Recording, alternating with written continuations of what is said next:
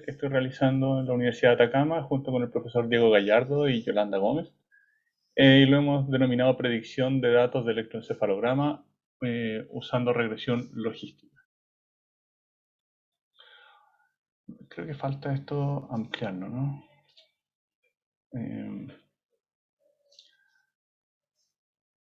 Bueno, un poco de contexto, el electroencefalograma desde 1929 cuando se creó ha sido utilizado para medir las diferentes señales eléctricas, cambios de voltaje dentro del cerebro. Aquí podemos ver uno de los electroencefalogramas de carácter clínico, ¿no? Un electroencefalograma estacionario. Adolfo, ¿Sí? no sé si los demás escucharon que Adolfo se detenía, ¿no? ¿Bien? No, Todo todo bien por bien. acá. Ah, todo bien, ya. No, era para solicitarle que sacara el video, pero entonces fue un problema mío. Disculpa, Adolfo. No hay problema. Bueno, y aquí podemos ver algunos electroencefalogramas ya con la tecnología de manera inalámbrica, que son mucho más amigables. Incluso aquí podemos ver unos que son como un cintillo. Bueno, y esto nos da el contexto de ver cómo la tecnología y los procedimientos que antes eran exclusivamente médicos ahora pueden ser aplicados en la investigación más cotidiana, en los ambientes naturales. Porque yo creo que eso es lo que importa, no tanto el contexto médico, sino que ser capaz de llevarlo a la naturalidad del sujeto. Bueno, el electrodo que se utilizó en este caso logra medir, o sea, el electroencefalograma logra medir estos electrodos que están indicados aquí, ¿ya? Algunos del área frontal, de la parte de delante de la cabeza, otros de atrás y de los costados de arriba, ¿no? ¿Qué logran medir cada uno de estos electrodos? Son sensores eléctricos que miden el cambio de voltaje dentro de lo que está pasando en nuestro cerebro. Y podemos ver que cada una de esas líneas es uno de esos electrodos. O sea, claro, es uno de esos electrodos. Y bueno, ahí uno no entiende mucho en realidad. Esa es la gracia, porque es tan complejo interpretarlo que uno a primera vista, no, sin ser experto, uno no puede hacerlo. Para hacer estos análisis se utilizan transformaciones de variables como la transformada Wavelet, Hilbert, Hilbert-Juan y la rápida de Fourier. Y en el menor de los casos, el análisis de los datos crudos.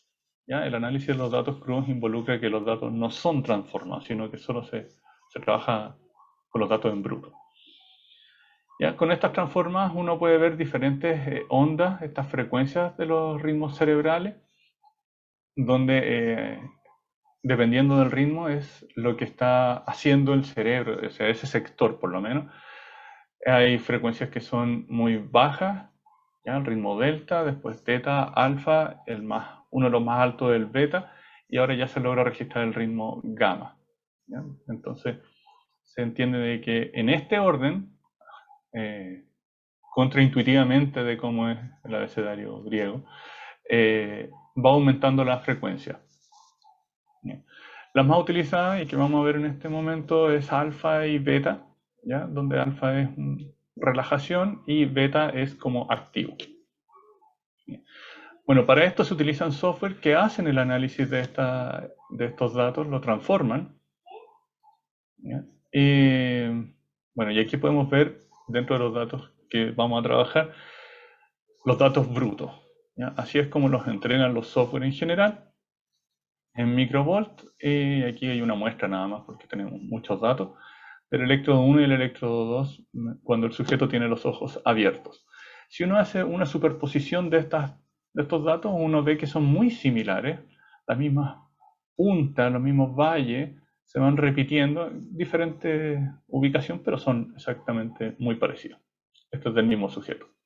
Y aquí en el mismo sujeto, pero con los ojos cerrados, y podemos ver que hay la misma forma, estas puntas más altas, puntas más bajas, que se pueden repetir, pero con otra locación. Bueno, ¿para qué tanta introducción? Porque esto es lo importante. Actualmente se hacen ciertos análisis con estos datos para poder permitir que los sujetos logren realizar ciertas actividades que son interpretadas por algún software que logran interpretar la actividad cerebral para poder realizar ciertas acciones. Acciones como mover una silla de ruedas, como comunicarse, ciertas otras actividades, indicar, manejar un computador, por ejemplo. Lo cual no es fácil y estamos en desarrollo de eso. Mi motivación personal, bueno, yo soy psicólogo, entonces mi trabajo ha sido principalmente con niños con parálisis, por ejemplo, que tienen problemas de comunicación. Entonces mi idea es brindar alguna forma de herramienta, un lenguaje cerebral, como está el lenguaje, la lengua de señas, podríamos hacer un lenguaje cerebral, para contextos complejos, como podrían ser personas con parálisis, ver si es que hay algún tipo de comunicación en personas en estado vegetal o personas que quieran ocultar la verdad. ¿Ya? Con el electroencefalograma es difícil mentir, por ejemplo, ocultar información. Entonces el objetivo es establecer un modelo predictivo para lograr una interpretación probabilística de los registros de electroencefalograma en función de un evento determinado. En este caso este evento es ojos abiertos, ojos cerrados. El conocido efecto Berger es uno de los más buscados, por lo tanto se espera que este trabajo logre responder de manera efectiva en ese efecto. Se busca seleccionar las variables o los componentes del electroencefalograma que sean significativos y luego aplicar la técnica de un modelo lineal generalizado a partir de las variables o factores seleccionados.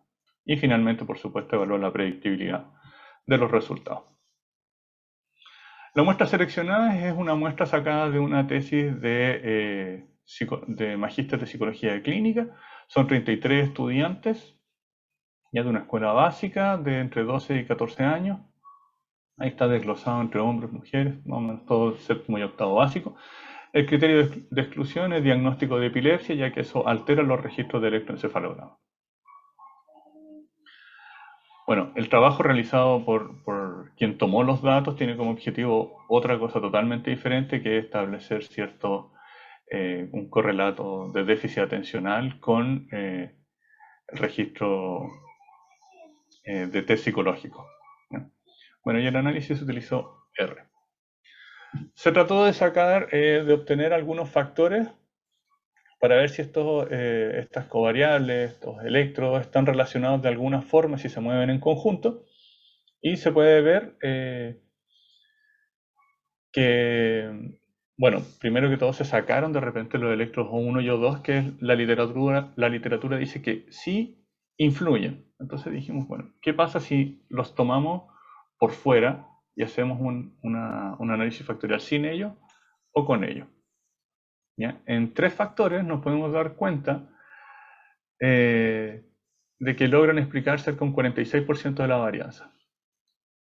Y es interesante porque sin los electrodos clave se logra explicar mucho más, bueno, unos 5% más, que con los electrodos clave en la obtención de 5 factores. Es interesante porque significa que hay otros eventos que están sucediendo en el cerebro que también logran predecir que algo está pasando en este evento. Aquí podemos ver la proporción de varianza acumulada con todos los electrodos o sin alguno de ellos. De manera intuitiva se seleccionaron los factores que correspondían a un 9% o más, o sea, los electrodos que ponderaban 9% o más dentro de cada factor y se logró obtener esta organización, ¿ya? Donde aquí podemos ver una organización con 3 factores y con 5, y podemos ver que, por ejemplo, que el factor 1 es igual en 3 o en 5. El factor 2 tiende a ser igual o sea, se parece mucho, no es que sea igual, al factor 5 y 2. Y el factor 3 se repite aquí en el factor 4. Entonces vemos que el factor 3 se repite y ni siquiera se desglosa tanto. Ahora, extrayendo los electrodos clave, volvemos a ver que se repiten algunos factores. Por ejemplo, el factor 3 se repite acá en el factor 1. El factor 2 se repite en el 1, el factor 3 se repite en el 4 y el factor 1 se descompone ahí entre el 1 y el 2. Entonces es interesante. Bueno, se hizo una regresión, modelo lineal generalizado, eh, logístico, para lograr establecer si está con ojos abiertos o ojos cerrados mediante todos estos factores, y los resultados no fueron prometedores. ¿Ya? Los factores los pudimos considerar como el factor 1 un procesamiento visual, es decir, que estoy recibiendo información visual. El factor 2 como parpadeos o movimientos musculares, ¿ya? Estos movimientos de la cara. Y el factor 3 que serían los movimientos oculares, estos movimientos sacádicos hacia los lados, hacia arriba y abajo. ¿Ya? Eso ya es interesante porque no todo entonces está en el procesamiento visual, sino que los otros factores sí están aportando. Como no hubo resultado con una regresión a partir de los factores, se realizó una regresión logística polinomial, ya donde fuimos ampliando la capacidad de cada variable con su forma polinómica, ¿ya? Que bueno, ahí la podemos resumir, tenemos solo 14 electrones, entonces es nuestro límite, pero vamos a ver cuántos polinomios de grado, bueno, de grado K, vamos a ver si logra predecir mejor. Lo que nos interesa en este caso eh, es cuánto logra predecir. Entonces vamos a utilizar el área bajo la curva de las curvas RO según cada polinomio y según cada función de enlace para la regresión logística. Nos damos cuenta que por cada polinomio nuestro modelo va adquiriendo 14 parámetros. Entonces hay que tener cuidado de hasta cuánto lo hacemos tan grande este modelo. ¿Ya? La verdad es que llegamos hasta 20, pero el costo computacional era muy alto ya. Así que nos quedamos en 4 y hicimos la prueba hasta 10. Ya nos dimos cuenta que en 4 ya era suficiente y en 10 aporta muy poquito. Aquí tenemos una representación gráfica de lo que se hizo. ¿Ya? Entonces nos quedamos con el grado 4, el cual nos presenta aquí los estimadores de cada coeficiente según cada variable. Por ejemplo, el electrodo AF3 de grado 1 aporta eso y los colores nos van indicando la significancia. Son bastante covariables, ¿no? Vemos que algunos no aportan nada, los que están en blanco, y por eso se hizo después una selección y nos quedamos con un nuevo modelo 4.2, ya donde aquí ya todos son significativos. Se generó una curva ROC donde el punto óptimo es 0.506, ¿ya? Que nos logra dar esta área bajo la curva de 58.2. Bueno, al realizar una tabla de contingencia con ese punto de corte óptimo, podemos obtener de que dentro de las observaciones somos capaces de predecir tan solo un 56% de los eventos de ojos cerrados y dentro de los ojos abiertos un 54%. Es bajo, hay que decirlo, pero es un avance en relación al otro modelo, que era con los factores, que era un 50%, que era netamente al azar. Es interesante el trabajo con los datos brutos porque no se hizo ningún filtro, ya se consideraron todos los elementos. Esto incluso, por ejemplo, si suena un celular, esto altera ya los resultados del electroencefalograma. Si se mueve alguien, también se altera. Y trabajamos con esto de manera en bruto. ¿Ya? Queda, Adolfo, un poco más de un minuto. Ok, no hay problema. Podemos hacer el análisis de los residuos. Tenemos una base de datos de casi 1 millón de datos. Entonces, es difícil modelarlo. Entonces, el análisis de los residuos se hizo con menos. Se sacó una muestra de 9.000 datos.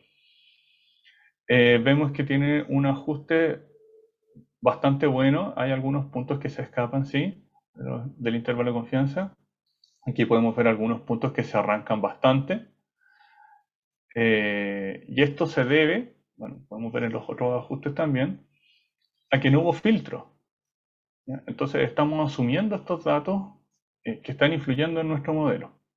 ¿Ya? Esto nos permite concluir entonces de que es posible realizar un análisis factorial con los datos brutos, asumiendo todo el ruido que haya, artefactos se le llama en la neurociencia, y el modelamiento mediante regresión logística. Mediante los factores no logra tener resultados significativos, pero mediante regresión logística polinomial ofrece un avance en la predicción. Un avance, todavía no estamos concluyendo. ¿Ya? Y el efecto del parpadeo se puede confundir con la opción de ojos cerrados. Es imposible que los niños se queden sin parpadear durante 3 minutos. ¿Ya? Y como proyección, implementar filtros rápidos, como acotando el ancho de los datos, para acotar los artefactos identificados y buscar la cantidad mínima de datos para lograr establecer modelos predictivos.